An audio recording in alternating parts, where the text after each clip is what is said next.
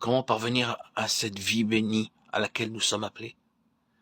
Comment pouvoir dire chaque jour devant Dieu et devant les hommes, je dis la vérité en Christ, je ne mens pas, ma conscience m'en rend témoignage par le Saint-Esprit, Romains 9, 1. La première chose à faire est humiliez-vous sincèrement à chaque reproche de votre conscience. Ne vous contentez pas de reconnaître en général qu'il y a beaucoup de mal en vous. Ne confondez pas le péché présent avec le péché originel, avec les actes involontaires de votre nature déchue.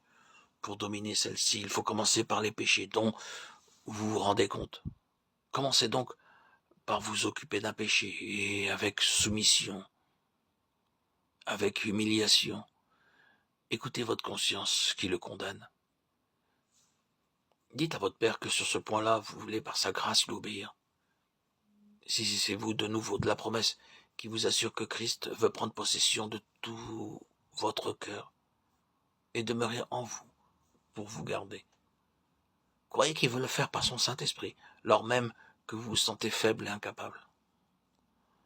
Souvenez-vous que l'obéissance volontaire aux paroles de Christ est la seule manière de nous montrer votre résolution d'être à lui et de chercher par la grâce de Dieu à avoir constamment une conscience sans reproche devant Dieu et devant les hommes. Acte 24, 16. Après avoir commencé par un péché, continuez à vous occuper peu à peu d'autres péchés. Et à mesure que vous deviendrez plus fidèle à conserver votre conscience pure, la lumière divine pénétrera davantage dans votre cœur, vous signalant des péchés auxquels vous n'aviez pas pris garde auparavant, vous faisant discerner toujours mieux la loi écrite en vous par l'Esprit et que vous n'aviez pas encore su lire. Si vous avez la volonté sincère d'être enseigné de Dieu, soyez certain que son esprit vous enseignera. Tout effort de votre part pour maintenir pure votre conscience, déjà purifiée par le sang de Christ, sera aussitôt accueilli par le Saint-Esprit, qui vous en donnera la force. Appliquez-vous seulement de tout votre cœur à faire la volonté de Dieu, vous attendant pour cela la puissance du Saint-Esprit. À mesure que vous écouterez avec humilité les reproches de votre conscience, vous acquérez davantage la certitude qu'il est possible d'avoir une conscience sans reproche, car alors le Saint-Esprit viendra témoigner de tout ce que Christ peut et veut faire en vous. Avec simplicité, vous chercherez à commencer chaque journée par cette prière. Père, il n'y a plus rien à présent qui sépare de toi, ton enfant. Ma conscience purifiée dans le sang de Christ m'en rend témoignage.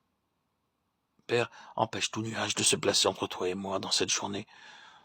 En toute chose, je veux faire ta volonté. Ton esprit demeure en moi. C'est lui qui me conduit et qui me fortifie en Christ.